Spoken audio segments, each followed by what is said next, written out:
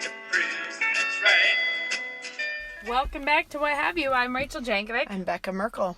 And we are the Notcasters. Bekah, oh no! It started already. Becca's had a coffee. cough. She's been traveling and coughing at the same time. I was both sick and out of town. Before she left, she was unspeakably impossible to talk to. So bad, you guys. We did not host a one-sided conversation. It's been 2 weeks. Like, my voice right now sounds like a total croak, but nothing compared to what it was last week. And I had like a fever for a week, and then I got over the fever, but then I have been coughing like a monster for the last an additional week. So we didn't bless you with that. But can I just tell you that when you have a fever of 102 as an adult, it's not fun. I mean, I feel like as a child... Pretty sure it's not fun as a child either. No, but it's different. I feel like it's different. I don't know, because when my kids are that hot, it's like glassy-eyed, wastrelling. Yes, it's been a long time. Like, I had not had to get a sub at school for being sick in years. And this was, wow, it just wiped me right on out. So anyhow, nobody wanted to hear me talk for the last 2 weeks. And you probably still don't want to, but too bad, because here we are. We're talking. Somebody in a comment or somewhere. I'm getting out my cough drops though, so I'm prepared. Told me that they were hoping we hadn't canceled our podcast because that's how reliable we've become. Exactly. We're really doing it. Sorry, everyone. I'm getting out my cough drops. So Rachel, tell us about your life and times. I'll tell you my best move. This will be the tip section of the podcast. Oh, I'm glad that we're keeping it on orderly. But it's one of my better moves so far. I can tell it's good thinking already. I ordered myself up a cleaning cart, on wheels full of my cleaning Tell goods. me about this, because I would if I had anywhere to put a cleaning cart. That's the biggest hang up in my life. Well, I'm excited because I think it will be... That is too big of a cough drop to talk through. Becca handed me but it's a sharp-edged cubicle Ricola. You can't slip it into the side of your mouth casually. Yeah, okay. Well. So, I got this cleaning cart and it's working for me real good. Tell us about it. What does it involve? Well, I'm just putting all of my cleaning supplies on the cart. So I have like a bin of dry, clean rags and one for the wet, dirty ones. Yeah. And I have a garbage bag hanging on it and a broom and dustpan. Yeah, nice. And other cleaners that I may feel I need. And a razor blade, scoocher.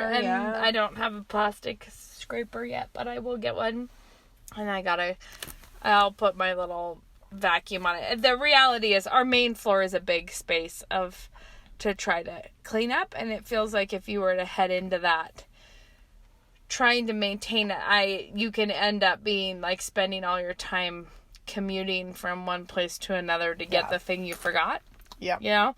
Or looking for the broom because you're sure you had it but you left it somewhere weird. Yeah. That kind of thing. So I'm just trying to consolidate all of the things that I need to clean the main floor on the cart so that I can whoop around the main floor with all of the supplies. That's I like it a lot. I just don't have anywhere to tuck it when it's not in use. It's not that big. It's big. I mean, yeah, but it's only 18 inches wide or something. So it's not like... So, I'll tell you, everyone, what is a strange result of me being sick and in bed. Oh, yeah. Is that I have time on my hands to do things like Google about mops. And we've been through the mop discussion on here before. We've solved the problems. Can you turn that so I can roll the window down partway? We've talked about mopping. And the thing is that we really hammered out the two bucket system. But the mop itself... I have struggled with because I can't do the 2-bucket system now. Yeah, because it's just too big. No, because it's not good for the floors. These floors to throw tons of water on them. Yeah. So my old system is no moss. Right. Well, but the other thing is though, I have fallen for gimmicky mops in the past, where you get it home, where you're like, I'll pay the extra $12 for this mop that gets, looks like it's, and then it's got some ridiculous twist and squeeze system that takes too much time and is a big pain. And then you're like, okay, you go back to buy a new mop head for it, and then it turns out you buy a mop head that doesn't fit on it.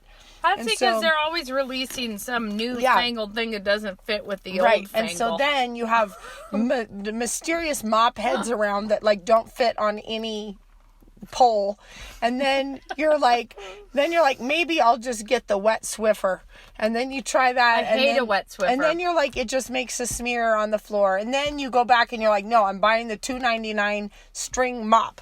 And then I go back with the spongy. I always go with the sponge and a clean rag. I use the sponge, the classic sponge mop, as a pusher. Okay. To the clean rag, the wet rag. All I'm saying is this is the mop assorted itself. Washable heads of mops somehow is an eternal bane of my life. Because then you can't find the clean mop head when you need it. So anyway, there I am, sick, feverish, looking at mops that get good ratings on the internet. And that tells you how bored I was, because I do not read consumer reports. Actually, I could slip into that hole most times when you're like... No, but I don't read reviews, and I don't read consumer reports. And there I was reading about a mop that is called the Mopnado. Let's be clear that at one point in this fever, she calls me up on the phone to tell me that she's looking into the details of some flashy new mop, and she says, I think it's called the Molesto. And then we didn't breathe for another 4 minutes. I knew as I said it that couldn't be right. Of horror. Horrified, what product meeting came up with that? Excuse me for my hacking. But Ben really felt like they had missed an opportunity to call it the Floornado, which she thought would have been much better than a Mopnado. But anyway, so after watching the videos and everything... Guess how many of us are now the proud owners of the Mopnado. And I'm like, Rachel, am I being snookered by a gimmicky mop again? And so she watches them, and then both of us ordered the Mopnado. I did not actually watch the videos. I had to watch one after the fact because I couldn't figure out how to... It does work well. It's a good wringing it out device. It's a well-working... Yeah. So far... I have my complaints, but they're pretty minimal. I so far am feeling pretty good about the Mopnado, you guys. I like the mop head. I like that you can chuck it in the wash. I like that it arrived in an Amazon box. And one of these videos involves them dumping a bunch of pop out on the floor and then squirting mustard on it and then sweeping the mop over the top, and it sucks up we both found that compelling. That's true. Yeah. It sucks up an entire liter of fluid into the mop head. Mm-hmm. And it's true, because it's sitting there in an Amazon box. One of my kids drops an entire Coke, and the lid falls off and it blats out all over the floor. And I'm like, well, we happen to have a Mopnado on hand. And so I get it out, and it totally soaked up the entire thing and was not even dripping, So that was a plus. But then I left town, and I haven't had a chance to mop my entire floor with my Mopnado, but I'm looking forward to doing that. These are the things I treasure up for the weekend. We can be really fascinating when we want to be. When we talk about the Mopnado. Which, to be clear, is not called the Molesto. It is not. It was not that one. So, I had an exciting breakthrough. Okay. I haven't done anything about it yet, but I had it. I just can't. I'm sorry. Wow. Don't make me laugh, Rach. The good news is we can't communicate disease through the airwaves of the podcast. No, you're not getting infected, guys. You're just being annoyed by my coughing. So, I've told you all the story about me making bad bagels and then blaming the recipe and then being convicted of that for some reason. I know not why. I don't know what. I wish I could remember what prompted me to suddenly look back and regret on judging the bagel recipe. It's a period of self-reflection. But I did. It was a real coming of age moment. But then, for whatever reason, I could never locate the recipe again. I knew it was in Mom's Better Homes and Gardens that I was using it. Sure. But then never more to locate. Like when I went to look up the recipe to make it after my binge of making it. Okay. There was not even in the, I knew it was in the Better Homes and Gardens, and it was not even in the index that there were bagels in the, and I always felt that was weird. Odd. I don't know how that happened. How we lost it. And then I had a newer Better Homes and Gardens cookbook. No bagels in there either. Okay. The other day I was at the Hope Center, saw Better Homes and Gardens and flipped it open and there's the recipe. So I took a picture of it. They must really, I don't know what they're doing, how they vote the popular kids in and out of the Better Homes. Out of the cookbook that looks like it's exactly the same thing since 1940 or whatever. Yeah. But no, they've been changing it up on us. And That's this one, funny. So I'm going to make I have the bagels. 2 different copies of that cookbook, but you never asked me to look at it. Find out. Maybe you're the one who took the one that had the bagels in it. Maybe, because I think Mom must have replaced that cookbook. Maybe She got a newer, nicer one. Yeah. And so she just traded it out, and then I was like, where is that? Yeah, what happened? I might have that one. It's like the old school one with little folders and, the little dividers. And they all have that. Yeah, but like the pages are falling out. So yeah, you probably have that one. Yeah. I think Anyways, I'm gonna make them. I bet I'll do better on my first try than I did last time. Well, I went through a phase, but this was a number of years ago, where I made every Sunday night. I would make a big batch of homemade bagels, and the kids were just crazy for them. And then I would make them Was that the food processor bagels? No, it wasn't. I don't think. But I didn't have a food processor, so that's how I determined that's not what I was doing. Maybe you gave it away. I forgot.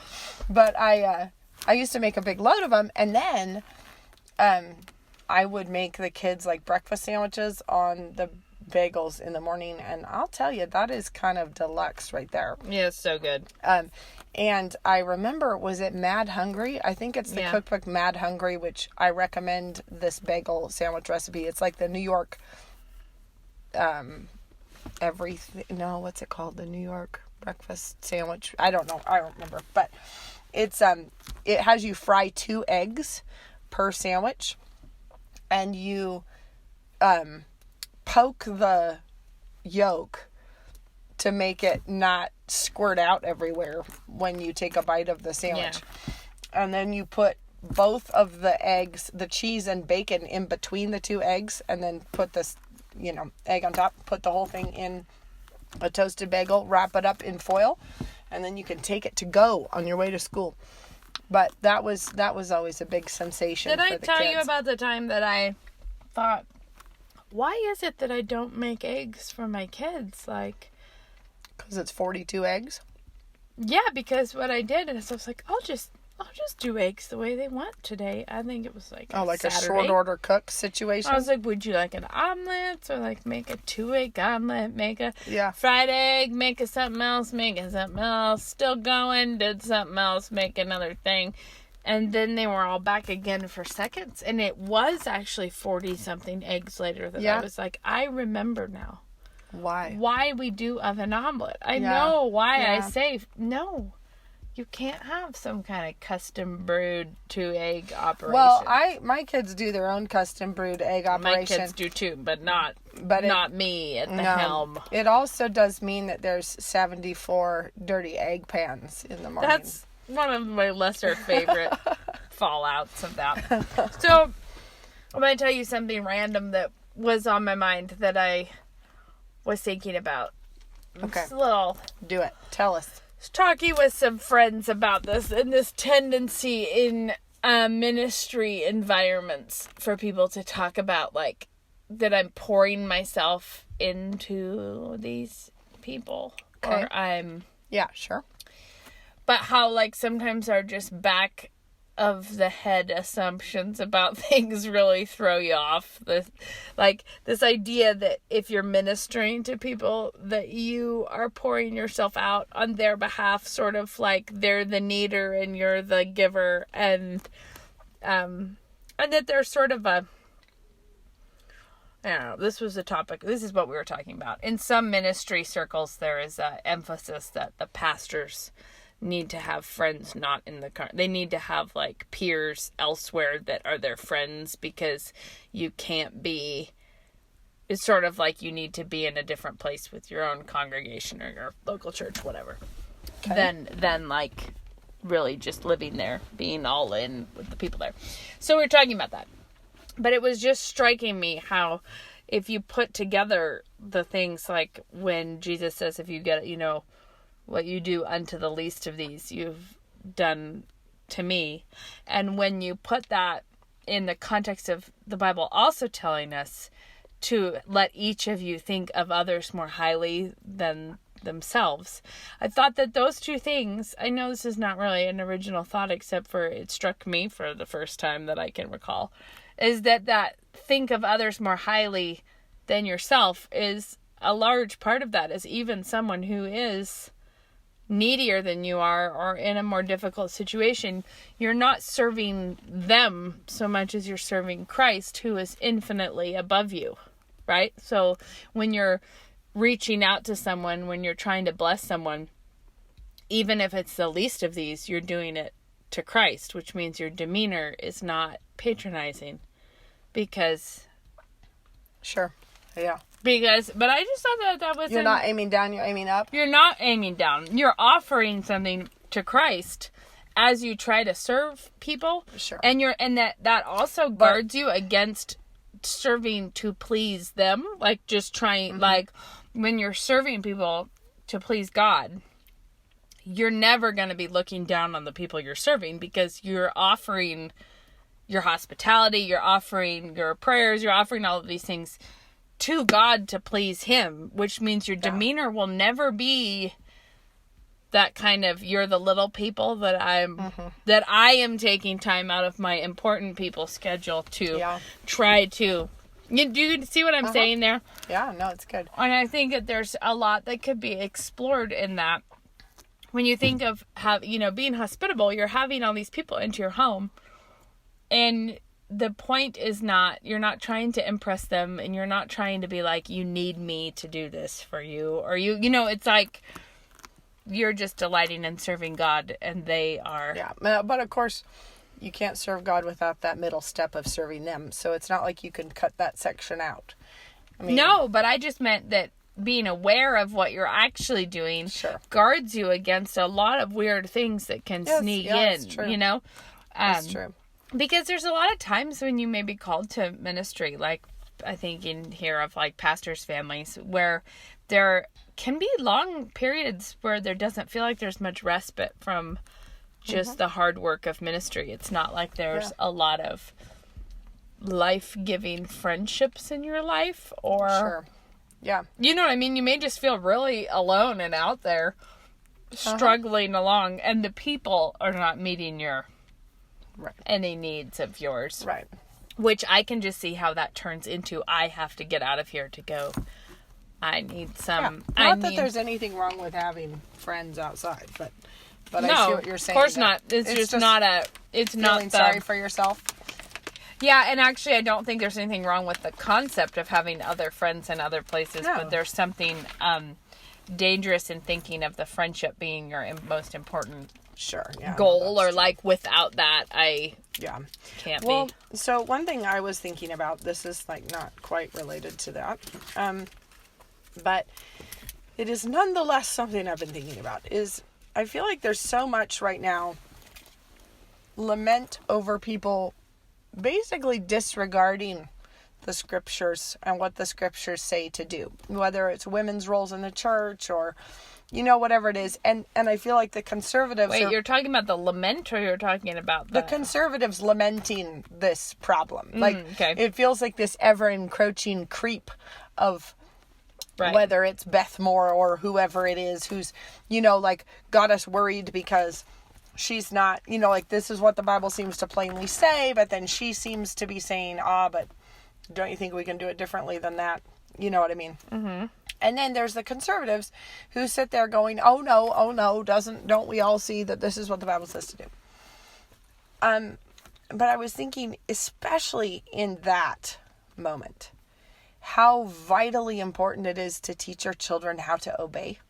Mm-hmm. And because when you're teaching your children to obey in the little things, like obey cheerfully, even though you don't want to pick up your room, you don't want to do your homework, you don't want to be kind to your sister, whatever it is, you don't feel like doing it. Mm-hmm. But when you as a parent are insisting that, no, you must obey, and you must obey cheerfully, and I don't want back chat, and I don't want you to argue, and you don't get to throw a sulk fit, all of those things, it is so much bigger than just the clean room or the homework or whatever, because you're teaching them what obedience looks like. And I feel like there's all these people who look at the state of the church and they're bewailing the lack of obedience in the adults. But then it's but turn around, and are you teaching your children how to obey when you're not in the mood? Most of the time, no. How do you obey when, how many parents are upset by encroaching liberalism in the church, but they let their own kids slip off the hook by reinterpreting commands, by acting like they didn't hear it the first time, by giving them a lot of lip and back chat, by dragging their feet, and it's just so, if you don't want to be growing up a little crop of liberals in your own home, then teach them to obey. And I just really feel like, and actually this, I have to say, this goes right back to what I was just talking about. Well, a different angle on it, but that you're the authority in their life. Not because you're being selfish, but because you're obeying God. And if they're challenging your authority, they're challenging God. It's not you, right? Exactly. And so you're not being selfish to say, sorry, you actually can't be in control. Right. This, because you can't take this from me because God gave it to me. Yeah. And so your argument is with God. But this is why, I'm not like, saying you say that all to a toddler. I'm saying that should inform your own demeanor about it, which is that you're not being more selfish than the toddler by enforcing that they do what you said. You're being more obedient than your toddler, and that should be everyone's goal. Yeah, and let's all be more obedient than toddlers. I just feel like, look at the level of disobedience or back chat or temper tantruming or sulking or whatever it is that you allow in your children, but then swap out the command and say, this is how my son will act when God tells him to love his wife as Christ loved the church. This is how my daughter will act when God is telling her to submit to her husband or whatever. It's like you're training them right now what obedience looks like when obedience doesn't feel like it. Or, when your emotions are telling you to go another way. And I just think that means is you're discipling your children. By making them obey you, you are discipling them in the Lord. Exactly. Because you're not making them, and these things are important. They have to obey you because they should be obeying you because you are their parent. But because of that, you should also be aware of what you're telling them they have to obey you on all the time. And you should not become a ridiculous tyrant, because that is not teaching the gospel. No. Either. In fact, I'm just really connecting all the weird dots today. Okay. I recently saw I know it's old, but I saw it for the first time, or I looked at it for the first time. Greg and Josh Harris's thing that was 21 rules of this house for preschoolers. From a long time ago? Yeah, I assume it was from when they were selling Okay. curriculums for that kind of thing. I don't know. Okay. But take away the fact that it is an apostate person who wrote it, and it could be all kinds of Christians who would do this. Sure. So Okay. it's not important that it was Josh Harris. It's Okay. just it's like 21 rules. Okay. Just let me just draw your attention to the fact that is a lot. That is Okay. a lot of rules. But the first ones are all things that I wouldn't even, I mean, they are, I don't know, it's just dumb to put them in the category of rules of this house, because it's Okay. like, we forgive those who ask for forgiveness, or there's a lot of things it's like, of course you should be doing that, but it just seems like an odd thing to put on a list on the wall of Why? I mean, that's a pretty big one. Yeah, but here's what I'm saying. I would never say we only have 21 rules of this house, and one of them is forgive people who have, because when you're talking about practical Christian living, that's a rule you would enforce. Whatever. Let me get to what I'm really trying to say.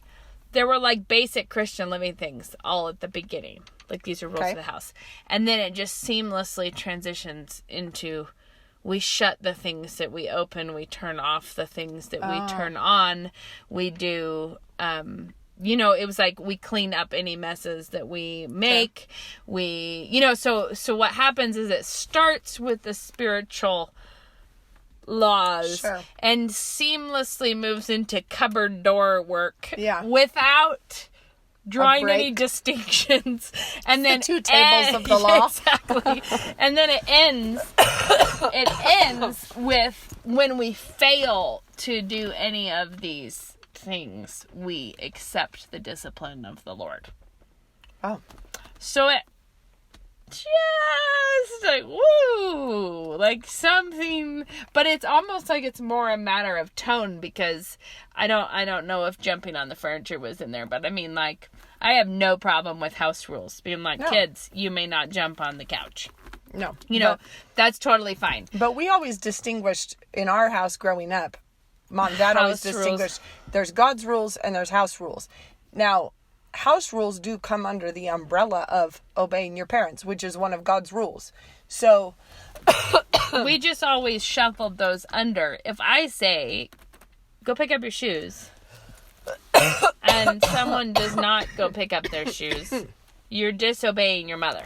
Right. You're not committing the sin of shoe placement. Right. You are committing the sin of disobedience.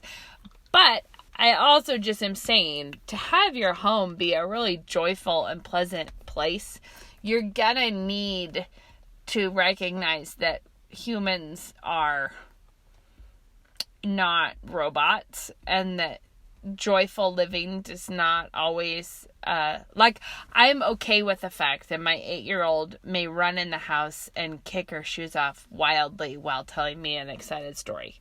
And I'm okay with the fact that I just have to keep saying, hey, go see what you just did. Go clean that up. Be thoughtful of what you do with that. And because it is training in the long term. Yeah.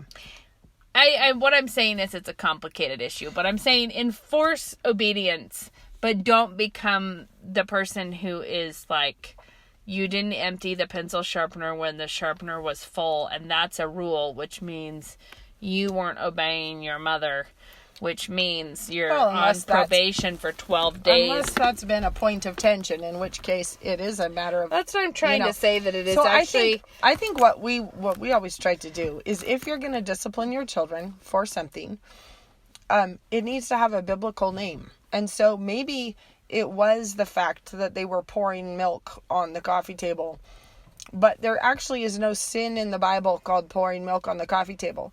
But there is a sin called disobeying your mother, right? And so we would always try and make sure that we were not disciplining for jumping on the couch. Right. But we were disciplining for disobeying when mom told you may not jump on the couch. Because that's a sin. Jumping on the couch isn't a sin if your mom is fine I guess the thing I was thinking it's that other, if the trumpet, or my favorite translation is, if the bugle gives an indistinct sound, who will get ready for a battle? Right.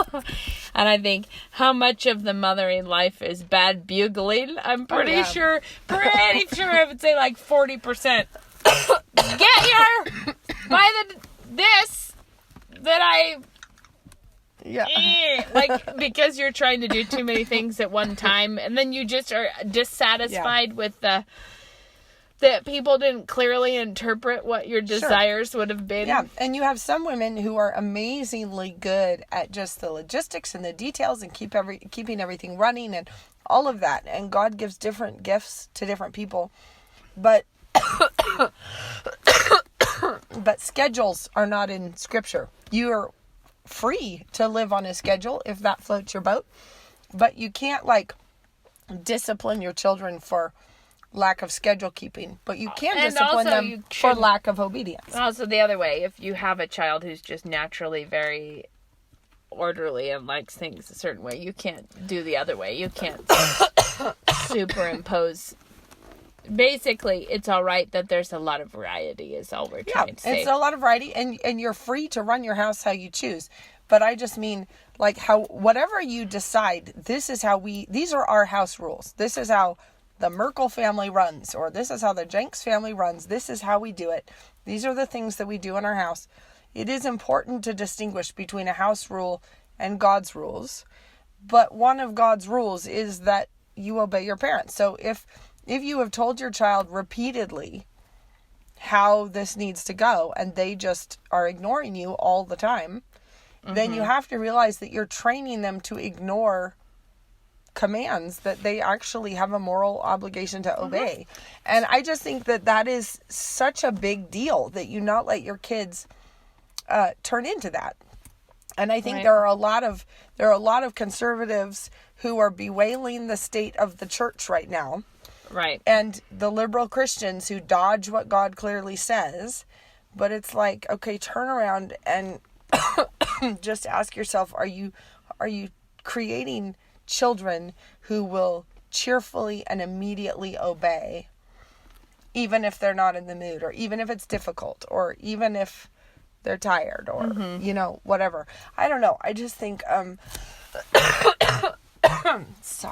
the letting your emotions trump what's clear obedience is something that bothers us about the feminists in the church, right? Is that, like, well, it hurts my feelings that Paul said the things he did. Well, don't let your kids get away with emotional manipulation. Well, basically, don't put them in the training camp for how to handle Scripture in a really ungodly manner. How to, you want them to, and the reality is, in all of this, it comes down to you doing it. It comes down to you illustrating to them. And if you are overlooking God clearly telling you to have obedient children, then you're the one who's not applying Scripture to yourself. And so it's not just that you're training your kids to do it, it's that you're doing the same thing in a different flavor. You're just another. Yeah. Because why is it that you let your kids be little beasts? Well, because it's kind of hard. And because I don't know what to do, or because it's kind of difficult. I would have to get up off the couch, or I would have to confess my snarky attitude and then go deal with it cheerfully, or I would have to I would have to acknowledge that I'm doing a bad job in the first place. Or I'd have to put away my phone for a minute and stop looking at Facebook, or I don't know, whatever it is that's getting in the way. I think there are a lot of people with a really sad situation going on with their kids that they are allowing to happen sometimes, for a whole mixture of reasons. Sometimes they don't know how to stop it. Sometimes their own guilt over their own sins makes them keeps them from it. Yeah. Like you feel like, well, I can't address their speck until I get this beam out of my eye, but I just don't really feel like getting the beam out of my eye, so I'll just let them have their speck. Sometimes that happens. If you're not faithfully, diligently disciplining, especially with little kids, one of the big clues for you that you're not is that you're talking way too much. Yes. If you notice that you're like, and if I see that again one more time, then something may happen. Come back here. No, come here. I said come here. Come back here. Look right here. Am I going to have to count? Look at my eyes.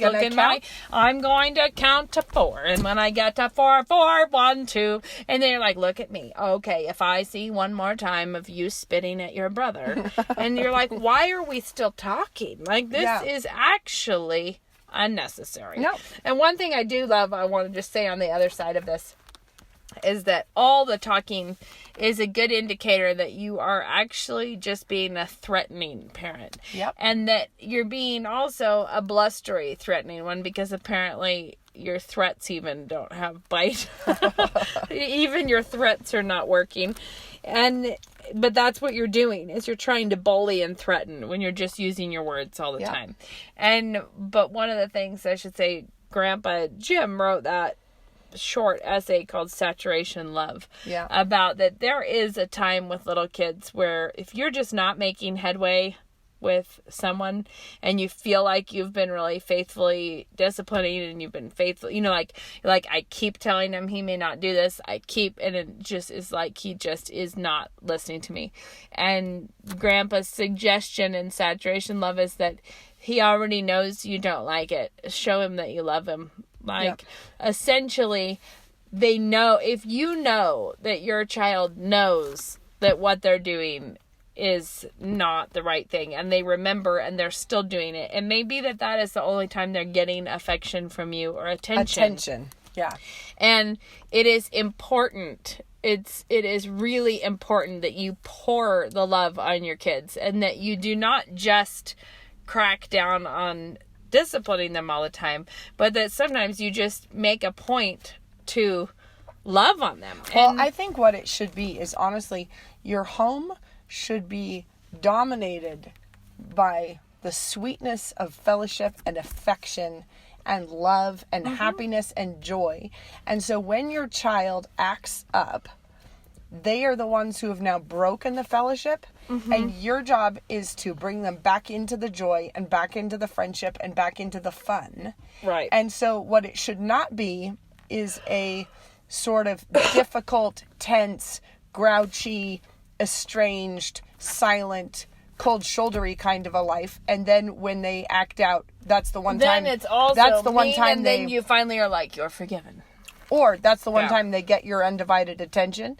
And so for some kids, it's worth it. It's worth getting in trouble to have your parent actually looking at you and caring about you. And so the thing is like, if you love your child... So how sad. Let's just say, in addition to that, if you're a child who's acting out just in the hopes of getting your parents' attention, how much worse when they ignore your disobedience.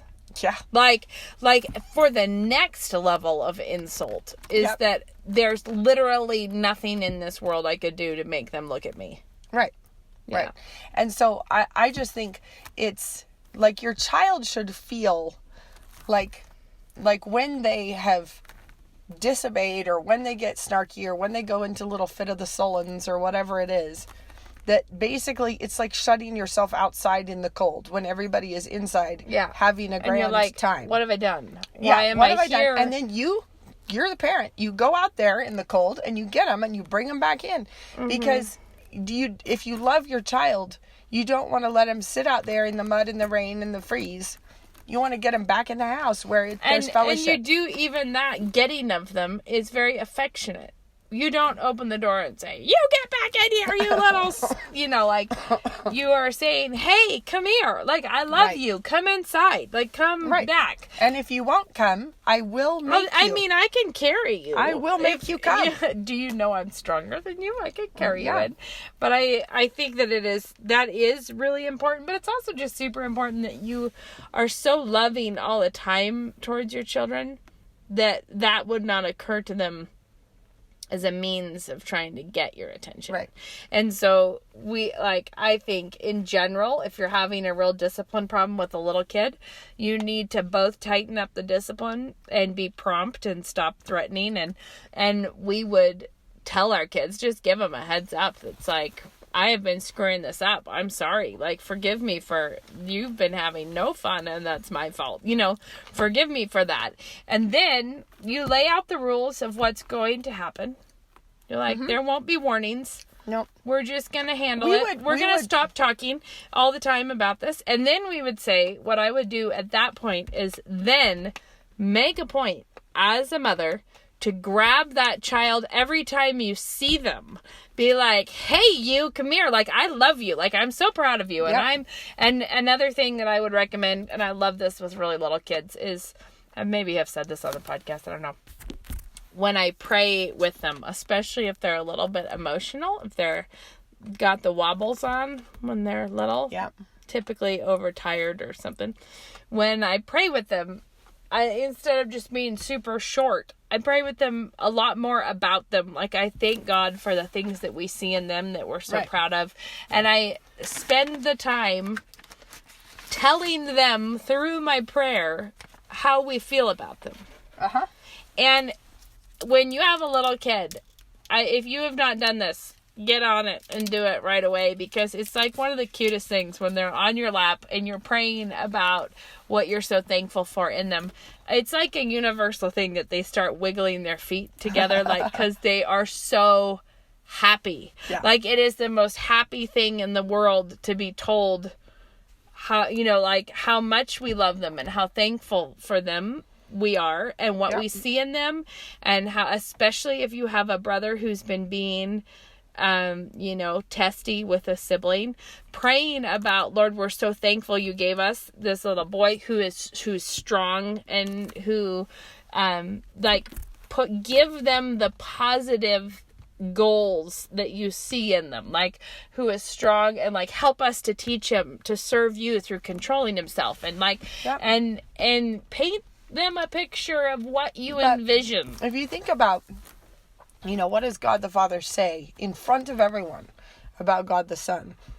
This is my beloved Son, in whom I am well pleased. And your children, as you imitate God the Father, as in your parenting, it's like that really should be the dominant flavor. Everyone should know how pleased you are with your children, especially them. And so if you're the kind of person who's always telling your friends, oh my gosh, and she's going through such a phase, that is so not how you should be. That should not be the tone that dominates how you talk about your kids.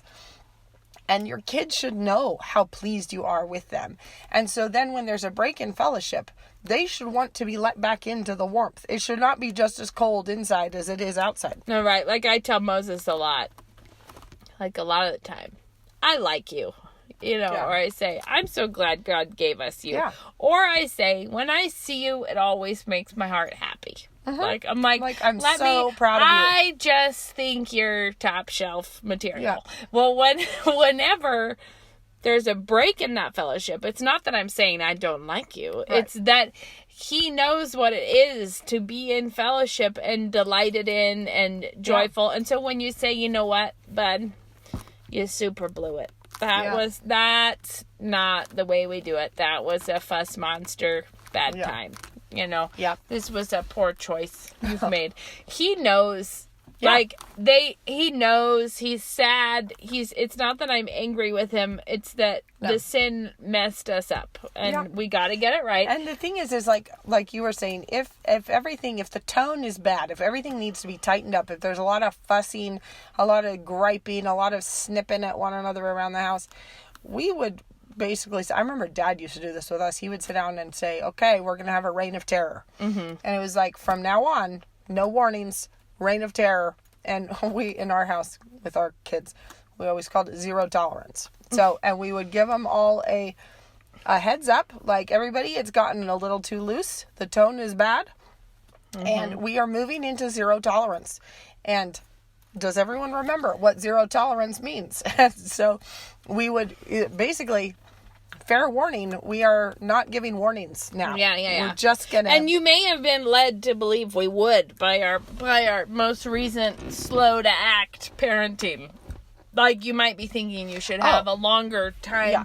So we're giving you a heads up that you're not having that anymore. Right. But I would also say, as your kids get older and as the discipline is more complicated because they are teenagers or whatever, you do need to talk more. But even there, you need to guard how much you're talking versus how much the talk is pointing to Christ, pointing to action.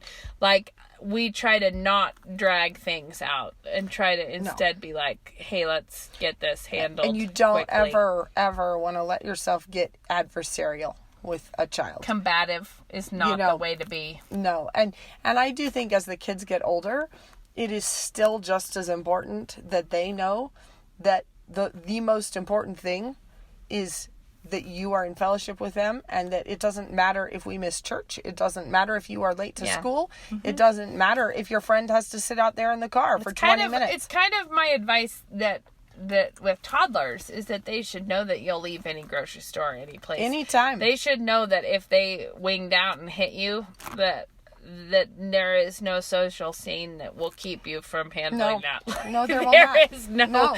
Although one time I had a wee child who was refusing to get into the pool at a swimming lesson because he was cold and he did not want to get in. And it was one of these very awkward discipline situations because the coach, the swimming instructor, is like trying to handle it, but I'm like, this is a sin problem that's happening, and they're like, let me try to I'm a monster, chase me, and I'm like, hang on, I'll handle this. But it was turning into too much time of me handling it. Yes. And so I just told him, here's how it's gonna go down. Like, you're gonna I'm gonna turn you over to your swim instructor. And this was funny because this is not how we would normally have done it. And I was just like, and if you scream or if you kick or if you freak out, I'm not going to do anything about it. I'm going to leave you in the pool and let the instructor try to deal with that. I was like, but when you get out of the pool, like, if such a thing happens, you will remember it your whole life. And I was like, we will go to Daddy's office. We will, like, this is going to be a world record situation. It was like, or you could quickly obey and we will call Daddy and tell him what a good job you did of controlling yourself, and we will have a nice time afterwards. Like, I don't know what we're going to do. Some kind of a celebration. But I was like, but I'm not going to take you, because what was happening is he was getting, and kids can do this with like cleaning or anything, where they can get out of the entire work by spending the time having a heart problem. Yes. They're like, what if I just spent forever being like, I don't really know what's wrong. Maybe what's wrong is that everyone else is cleaning up and I don't want to do it. Exactly. In those times, I'll just say, here's the Bible. Pray a psalm. Yeah. I'm setting the timer for 5 minutes. When you come back, you're going to set it right with everybody else. I'll just say, in 5 minutes, you're going to be back here with a joyful face on, having repented of what needs to be repented of and ready to get things right with people. Yeah, exactly. And go forth and have a good time with that. Like, we just flat won't tolerate sulky obedience. Sulky obedience is disobedience. And so Dad always said our whole childhood, delayed obedience is disobedience. Yeah, and if your mother says jump, I want you to ask how high on your way up. Exactly. And so if you say, I want you to do the dishes, and so they go off with a hunched up shoulder of affliction, as they sort of off, it's like, no. That is not how we're going to do the dishes. Redo. We are not doing the dishes like that. And so, but also, nothing is going to get in the way of us making sure that you are in fellowship with God and man. We do have a real advantage. Mothers with smartphones at your disposal. Keep in mind that maybe not if this ticked your kids off. My kids think it's funny. I think it's like provoking your children unto wrath at sometimes, maybe. If I guess what you're saying. It could be, but my kids, it has been helpful. Yeah. If you video it on the sly, because then you're like, let's review the game footage. Let's review the footage. Delete it right away. I always have them deleted. The point is, if someone is schlepping on the counter with and you're like, let's do the dishes, and they're like, if you catch it on film, even they great goodness. And that's actually just helpful. I don't do that, just to be clear. I feel like maybe once a month that ever would happen in our house, and even that's a lot. Yeah. I'm not saying all the times be trying to do that, but I'm saying that there's a time where kids don't realize, they don't realize that they actually are rolling their eyes, Like, they don't I was like, no, people don't roll their eyes when they set out to roll their eyes. They roll their eyes when they're feeling like, oh my word, I cannot believe I have to put up with this. It's that thought that makes you roll your eyes. The other thing is, I do think that there are, sometimes, your kids feel like they're keeping their annoyance under close control, but they don't realize how much everyone knows that they're annoyed. You are communicating. It comes through. It comes through. We see it. We all saw it. And so, I don't know. I just think... As do they when I am peeved. Right? Yeah. So, they know full well when mom is not being great. I just think, though, it is so important, particularly if you are somebody who cares about the disobedience around you. It's like, well, then don't raise that in your garden. Like, if you don't like that produce, don't cultivate it. Those invasive weed species, maybe don't order in the seedlings. Right. I mean, like, maybe miracle grow maybe those things. actually fight it with what you have right in front of you that you could fight it with. Yeah, because you're just doing your child no favors at all if you never teach them how to obey. It's like, that is the whole theme of the Christian life, is obedience. And so your job, it's like teaching your child to walk, or teaching them how to play baseball, or teaching them how to speak English. It's like, that's your job, is to teach them how to do these things. And your job is to teach them how to walk like a faithful Christian. And so teach them how to do it when they're 4 and when they're 5 and when they're 6. Amen. Do it. So that's our tip. That's our tip. Started out strong on the mop-nado. The mop-nado. The cleaning cart. Ended up with keep your children. That's the last one. That's the final tip. The final tip. Don't raise liberals. If you've lost a recipe, look in the thrift stores. Or call your sister. She might have it. Yeah, but that never occurred to me until this very day. Yeah. All right. Until next time. Have a good week.